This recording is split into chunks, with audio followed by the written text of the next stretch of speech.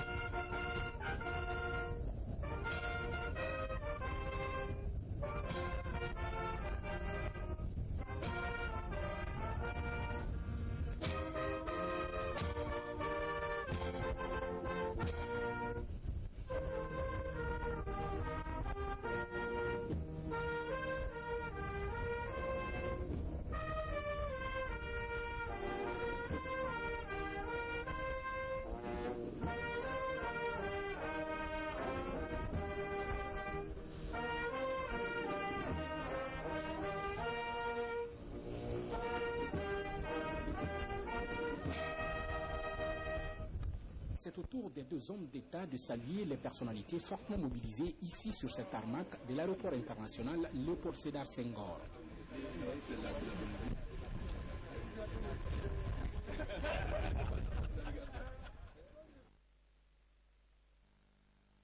L'État effectue donc une visite de 72 heures dans la capitale sénégalaise. En marge des préparatifs de cette visite, les patrons guinéens et sénégalais se sont retrouvés pour la signature d'une convention en vue de renforcer les relations économiques et commerciales entre Conakry et Dakar. Safia Toukonde, envoyé spécial. Redonner un nouveau souffle aux relations d'affaires entre la Guinée et le Sénégal. C'est la démarche entamée par les chefs d'entreprise des deux pays à Dakar. Ils se retrouvent pour signer une convention de partenariat entre leurs entités économiques. Le mouvement des entreprises du Sénégal et la Confédération patronale des entreprises de Guinée redynamisent ainsi les relations commerciales et financières entre Conakry et Dakar. Aujourd'hui, c'est un exemple de coopération, non seulement entre les deux pays, mais aussi entre les deux secteurs privés. Et je magnifie la signature de cette convention entre le patronat guinéen et le patronat sénégalais, représenté ici par le mouvement des entreprises du Sénégal. Nous essayons de créer une nouvelle dynamique de coopération, et d'échange, de synergie entre nous, hommes d'affaires sénégalais, hommes d'affaires guinéens. Dans cette convention, nous avons donc des projets en commun, nous avons des missions en commun. Entre secteurs privés guinéens et sénégalais, une nouvelle synergie d'affaires est créée. Cela à l'occasion de la visite officielle du président Alpha Condé au pays de la Teranga. Les hommes d'affaires des deux pays sont déterminés à saisir cette opportunité offerte par les États. Il faut signaler qu'une forte délégation guinéenne était également au rendez-vous à l'aéroport Léopold Sédar Senghor de Dakar. Les Guinéens résidant dans ce pays frère se sont massivement mobilisés pour réserver un accueil chaleureux au professeur Alpha Condé. Sanassi Keita. C'est une forte mobilisation de la communauté guinéenne vivant à Dakar ainsi que les Sénégalais pour réserver un accueil enthousiaste au professeur Alpha Condé.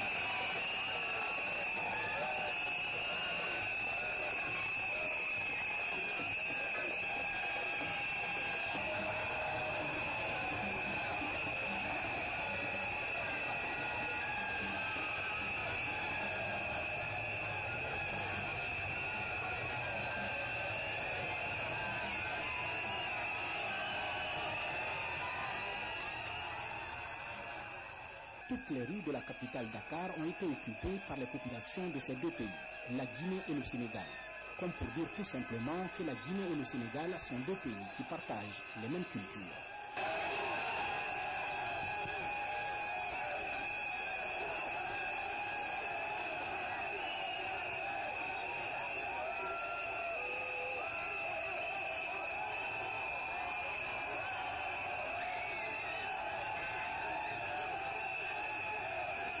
Visiblement, le président de la République du Sénégal est tout simplement satisfait de cette union des Guinéens qui se sont fortement mobilisés pour réserver un accueil chaleureux au professeur Alpha Condé. Condé, c'est un grand frère, comme il l'a dit. Et cette visite vraiment rentre dans le cadre du renforcement des relations déjà exceptionnelles, relations de bon voisinage, de parenté. Nous sommes liés par la géographie et par l'histoire. Donc sa présence nous réconforte et nous réchauffe le cœur. Et les populations guinéennes comme sénégalaises ont tenu à le lui montrer tout en haut de l'aéroport. Mais je pense que son séjour sera mis à profit également pour pouvoir renforcer la coopération bilatérale sur beaucoup de domaines. Déjà, nous avons commencé les discussions en cours de route. Mais je suis sûr que ce voyage va être très très déterminant dans l'avenir de nos relations. Le président de la République, professeur Alpha Condé, souligne. Les Guinéens se sont beaucoup mobilisés, mais les Sénégalais se sont beaucoup mobilisés. Donc il y a eu vraiment une union, ce qui est extrêmement important. Ça veut dire que le peuple, les Guinéens et les Sénégalais communient, et ils s'entendent très bien.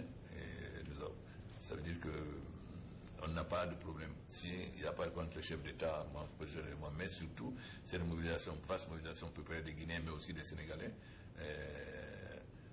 m'a beaucoup réchauffé le cœur, surtout de voir la communion entre nos deux peuples. Demain, vendredi 6 août 2015, le président de la République s'entretiendra avec son homologue sénégalais. Macky Sall et professeur Alpha Condé discuteront du renforcement de la coopération entre la Guinée et le Sénégal, surtout dans les domaines de l'eau et de l'énergie. Peu avant de quitter Conakry, le président Alpha Condé avait accordé une audience à un groupe d'hommes d'affaires brésiliens. Les discussions ont porté sur les opportunités d'investissement dans notre pays. Compte rendu, Ibrahima Keita. C'est une délégation d'hommes d'affaires brésiliens présents en Guinée il y a une dizaine de jours qui étaient ce matin au palais Sékou Touréa. Ils sont venus prospecter des domaines d'investissement en Guinée. En les recevant en audience, le président de la République était tout oui. Ces hommes d'affaires brésiliens comptent s'investir dans plusieurs domaines comme l'agriculture, l'élevage, la pêche, le tourisme et tant d'autres. Le chef de l'État a dit toute sa satisfaction de la démarche et de la confiance portée en la Guinée. Professeur Alpha Condé a en outre rassuré ses interlocuteurs de la volonté du gouvernement de renforcer davantage les liens traditionnels d'amitié et de coopération entre la Guinée et le Brésil. Pour le chargé d'affaires de l'ambassade du Brésil en Guinée, ces hommes d'affaires veulent faire leur preuve en Guinée à travers des investissements tournés vers le développement. Ils viennent vous aider, offrir leur qualité de grands connaisseurs de quelques domaines du développement, de l'économie qui amène au développement, pour vous aider à vous organiser, pour créer de nouveaux projets, pour aider au développement de la Guinée. Ils sont des hommes d'affaires très bien réussis au Brésil. Alors, ils viennent après avoir acquis beaucoup d'expérience dans d'autres pays africains, comme l'Angola, par exemple. Ils connaissent l'Afrique. Alors, ils ont élu la Guinée pour constituer des partenariats ici, mais tout dans les principes gagnant-gagnant. Et le but, toujours, c'est d'aider au développement. L'initiative de ces hommes d'affaires d'investir en Guinée est née depuis le Brésil et a permis la création de la Chambre de commerce Brésil-Guinée. Ces investisseurs ont déjà formé avec nous, là-bas au Brésil, une chambre de commerce qui s'appelle Braguicham. Chambre de commerce, donc, Brésil-Guinée, et qui a commencé à fonctionner. Ils veulent aller dans l'hôtellerie et le tourisme, ils veulent aller dans le transport, ils souhaitent créer même des lignes aériennes, une ligne maritime également, s'impliquer dans le transport terrestre aussi, et puis ils vont dans le cadre de la santé. Ils souhaiteraient installer ici un laboratoire ou une industrie qui s'occuperait de la production des produits génériques. Dans l'agriculture, ils vont très bien s'impliquer dans la pêche et aussi dans l'élevage. C'est donc une nouvelle ère qui s'inscrit dans la coopération entre la Guinée et le Brésil, deux pays amis depuis des années. Forum de concertation des acteurs du secteur maritime. Objectif, prendre des dispositions contre les embouteillages et les accidents de circulation provoqués par les gros porteurs dans la presqu'île de Kaloum. Reportage Fodé Kabara. Avec les travaux d'extension et de modernisation du terminal à conteneurs, aujourd'hui au port autonome de Conakry, les cadences de déchargement des navires sont 2 fois plus importantes. Seul handicap, face à l'accroissement du trafic marchandises, la circulation est asphyxiée par le balai interminable des camions remorques. Des camions souvent vétustes qui ont du mal à se mouvoir sans polluer l'environnement ou créer des embouteillages et des accidents. Aujourd'hui, vous comprendrez qu'il y a beaucoup de difficultés. Il y a les horaires de circulation des véhicules, il y a la vétusté des camions, il y a également la discordance entre les horaires de travail des administrations qui sont liées à la livraison de ces marchandises. Il faut absolument les dispositions, les camions qui n'ont plus le droit de rentrer dans le port, c'est-à-dire les camions vétustes, les camions sans frein, on ne peut plus les accepter dans le port. Pour réguler le mouvement des camions remorques, transporteurs, policiers, douaniers et transitaires sont à l'école des nouvelles mesures des autorités du secteur maritime. Des mesures liées à la rentrée et la sortie des camions par le portail principal du port autonome de Conakry. Sans oublier la gestion rigoureuse du stationnement des camions à l'intérieur du port, mais aussi et surtout le respect scrupuleux des horaires et d'un nouvel itinéraire de circulation dûment défini par les experts du secteur maritime. Le directeur de Conakry Terminal vient de nous dire qu'il manipule 1000 conteneurs par mois ici. Les réalités d'aujourd'hui et les réalités des temps passés ne sont pas les mêmes. Donc il faut absolument qu'on trouve des mesures pour que le port soit fluide, que les camions ne stationnent plus aux abords des chaussées et que tout camion chargé de conteneurs sorte du port, ne passe plus la nuit au port. Ce nouveau dispositif disciplinaire sera supervisé de façon hebdomadaire par une commission d'observation.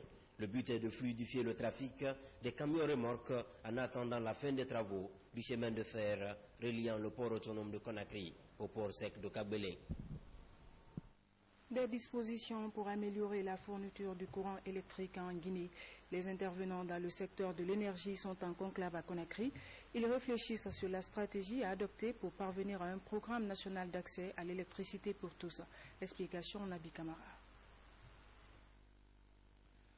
Le développement d'un prospectus d'investissement du programme national d'accès à l'énergie en Guinée au centre des journées de réflexion à Conakry. Les intervenants du secteur sont invités par le ministère de l'Énergie et de l'Hydraulique pour valider les conclusions de la première phase du projet d'élaboration de ce prospectus, avec à la clé la production d'un plan pour l'expansion de l'électricité au niveau national.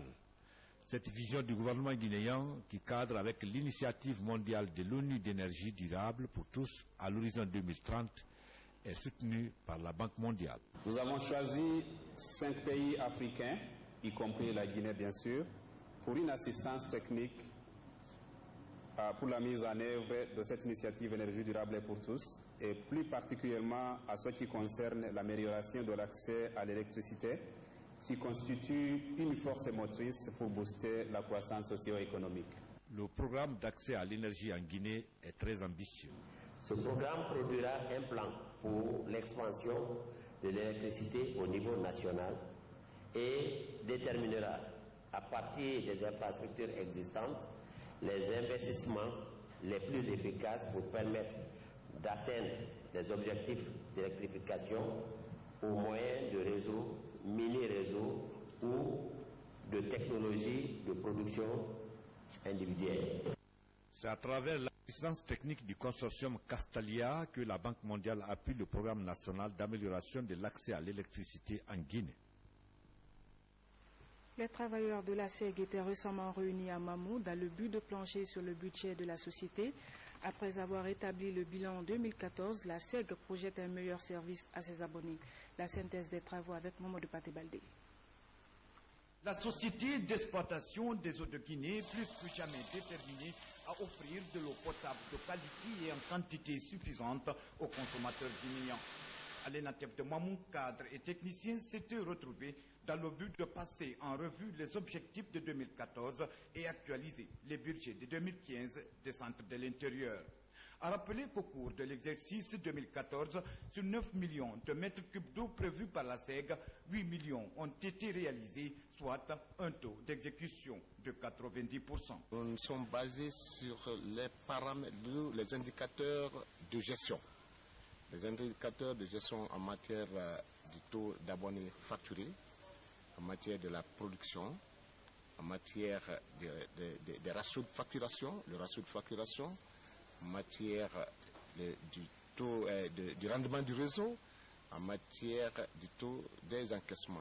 Il y a eu des soucis exprimés en termes de développement de certaines infrastructures dans certaines villes. Nous allons en tenir compte et nous allons prendre les meilleures dispositions pour que les 6 derniers mois de cette année-là, que le budget tienne. Ce travail permettra à coup sûr de voir les points forts et les points faibles, de faire des échanges fructueux et en toute connaissance de cause, de prendre des dispositions nécessaires pour aller de l'avant, pour renforcer la SEG dans sa mission pour le plus grand bien des populations guinéennes. Eu égard aux difficultés rencontrées sur le terrain, la société d'exploitation des eaux de Guinée entend étendre son réseau pour toucher plus de clients conformément aux recommandations du gouvernement guinéen. 105 millions d'euros pour le démarrage du projet minier d'Abola Tougué. La République islamique d'Iran compte mettre en valeur des plateaux bauxitiques de ces localités. Elle entend ainsi exploiter jusqu'à 10 millions de tonnes de bauxite par an. La signature de la convention vient d'être faite entre les deux pays. Le point avec Mamadou Paté Baldé. Amorcé en 1992, le projet minier de Tougué et d'Abola sort des tiroirs et reprend forme. Cette signature entre le gouvernement guinéen et la République islamique d'Iran témoigne de la volonté des deux parties à viabiliser le projet. À terme, la société de bauxite d'Abola Tougué compte exporter jusqu'à 10 millions de tonnes à partir des plateaux bauxitiques de Tougué et de Dabola. Quand le projet avait été signé dans les années 90, les questions d'environnement et d'impact social n'étaient pas aussi importantes dans les paradigmes de développement. Alors qu'aujourd'hui, on est obligé de tenir compte et des questions d'environnement et des questions d'impact sur les populations.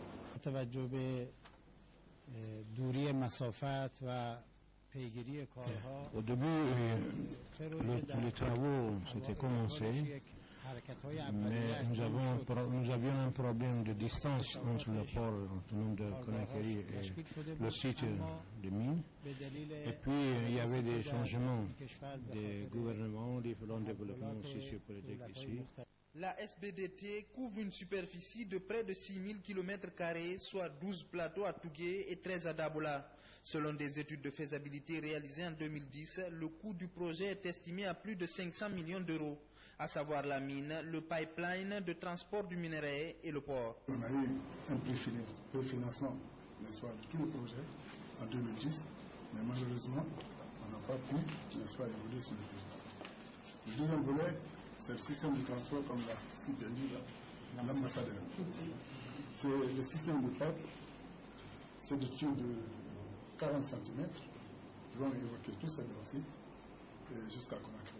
Mais on fait le transport à l'aide de l'eau, 50% eau, 50% d'oxyde. Et quelle est l'importance de ça? C'est qu'une fois au port de Conakry, on fait l'essorage, et après l'essorage, nous récupérons l'eau, et cette eau doit participer, n'est-ce pas, pour réduire le déficit, n'est-ce pas, de l'eau de Conakry. La matérialisation de ce projet minier permettra à la Guinée d'accélérer le développement des préfectures de Tougué et d'Aboula et réduire la pauvreté dans le pays. C'était plutôt le reportage de Mamadou Alpha Baldé. Bientôt la mise en place d'une base de données statistiques en Guinée. Les techniciens nationaux et régionaux se familiarisent avec le concept Akoya. La rencontre est initiée par le ministère du Plan sur financement de l'Union européenne. La synthèse avec Diamo Kaba, Abdelkarim Kamara. Akoya, la formation des spécialistes de la statistique pour la mise en place d'une banque de données nationale a porté sur la maîtrise du logiciel Statistical Package for Social Science.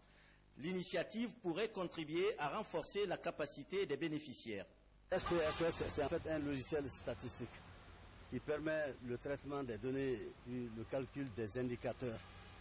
Que ce soit maintenant, vous savez, vous pouvez calculer les fréquences, vous pouvez calculer les écarts types, vous pouvez calculer les covariances et toute forme d'information ou bien toutes sortes d'indicateurs qui est requis, par exemple, dans les études statistiques, vous pouvez faire avec SPSS.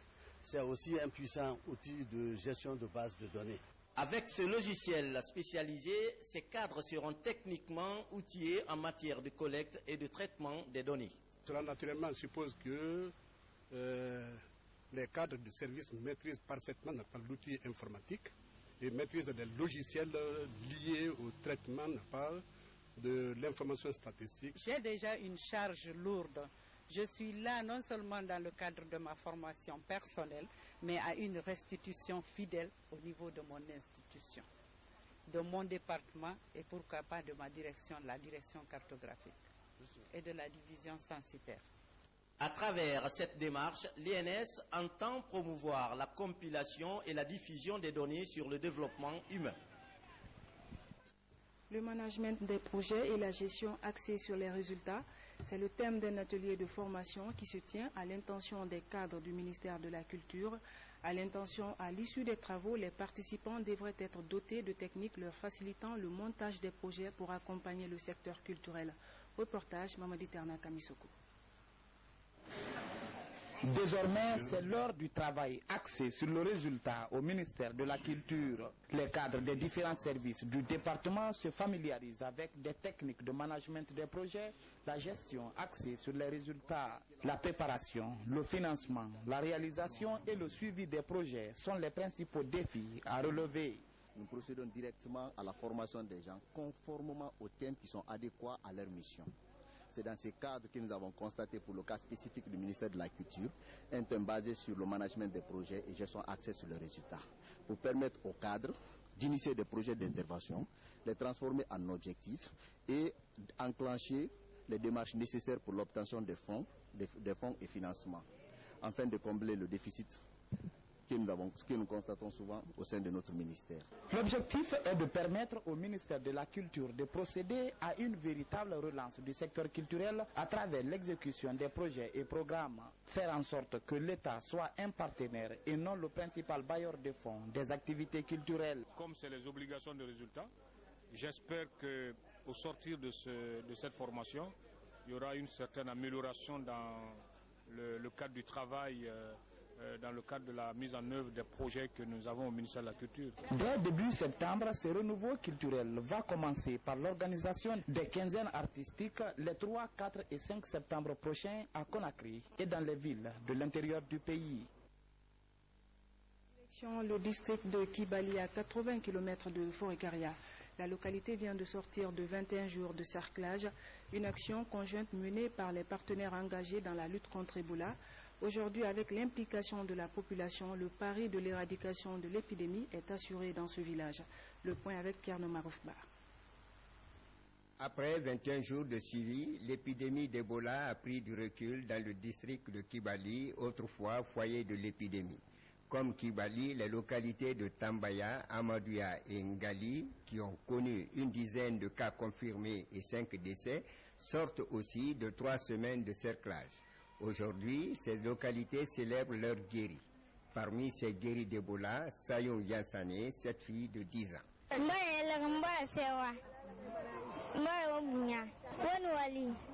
Pour garder cet élan, les partenaires engagés dans cette lutte continuent d'apporter assistance aux habitants. Il y a un mois, jour pour jour, on était à Kibali ici pour le lancement de la campagne de recherche active des malades. Donc, vous savez, depuis un certain temps, comme stratégie, nous avons utilisé désormais la stratégie de micro-cerclage. Cette stratégie vise à garder la communauté où nous avons eu des cas confirmés pendant une période de 21 jours pour les permettre d'être suivis et éventuellement, s'il y a des cas qui développent les maladies, essayer un peu de les référer. Donc, depuis un mois, on est venu à Kibali. La communauté a sollicité vraiment un certain nombre d'appuis. On a fait ça à la communauté à travers un financement, bien évidemment, de l'UNICEF. On les a donné une salle de cinéma équipée avec Canal Toutou qui les a permis vraiment de rester sur place. Et la coordination aussi a fait l'effort vraiment d'envoyer de la nourriture à la communauté. Avec cette implication des populations, les partenaires se disent confiants quant à l'éradication de l'épidémie dans un bref délai. Pour nous tous, c'est un sentiment de grande satisfaction. Satisfaction dans le sens qu'aujourd'hui le cerclage prend fin ici à Kibali et dans les villages environnants. Et Dieu merci, nous avons vu que sur la plupart des contacts qui ont été suivis pendant les 21 jours, les choses se sont bien passées. Et vous avez vu la communauté qui est extrêmement contente de ce qui s'est passé ici, tous les soutiens qu'elles ont eu. Mais nous sommes aussi satisfaits de la participation communautaire qui a été faite ici. L'engagement de la communauté elle-même qui s'est impliquée fortement dans la réponse, s'est aussi impliquée dans le suivi des contacts et de faire en sorte que les mesures d'hygiène qui ont été recommandées par tous les partenaires ici présents ont été suivies et que les choses se sont bien passées. Nous félicitons les populations guinéennes qui ont bien voulu se prêter à cet essai vaccinal. Et comme vous l'avez vu également entendu sur les ondes, le vaccin a été efficace et nous allons à partir de cet instant vacciner tous les contacts et les contacts des contacts. Ceci est très important parce que, comme vous le savez, le virus est dans les contacts. Si nous arrivons à vacciner tous ces contacts-là, aussitôt détectés, nous allons pouvoir avoir une autre arme pour pouvoir mettre fin à cette épidémie d'Ebola. Les partenaires ont désormais les regards tournés vers d'autres localités touchées. Des produits pharmaceutiques et des denrées de première nécessité pour les enfants démunis de la région forestière. Un geste du ministère de l'Action sociale qui vise à améliorer la prise en charge sanitaire de cette couche vulnérable. Reportage Mohamed De Camara. Des produits pharmaceutiques et des denrées alimentaires pour l'hôpital régional et le village SOS des Érekoré. C'est un geste du ministère de l'Action sociale qui vise à soulager les couches vulnérables de cette préfecture. Nous avons des kits de protection, nous avons des kits de lavage de mains, nous avons le daquin, nous avons les antibiotiques, les ampicillines, nous avons les antiparasitaires. Tous ces médicaments-là sont dans le lot de médicaments que Madame la ministre nous a donné ce matin.